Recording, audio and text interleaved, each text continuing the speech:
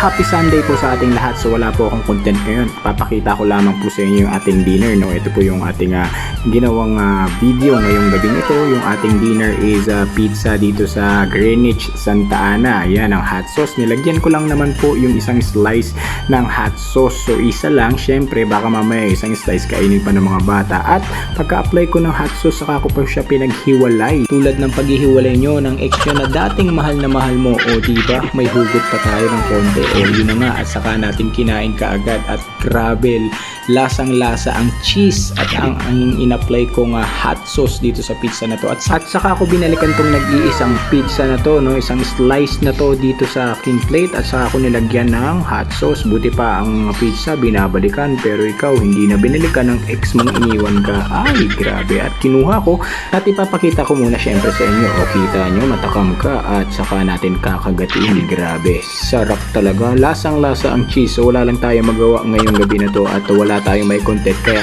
ito nga pala yung aking ginawang video. So kung ikaw napaparami ng kain, huwag po kayong mag-alala. Kailangan nyo lamang pong gawin tulad ni Coach Dennis Zuniga is maging active po kayo sa exercise. So mag-exercise po kayo, bumisita po kayo sa gym at magpapawis, mag-workout at mag-exercise para matunaw po ninyo yung mga kinain ninyo. Okay?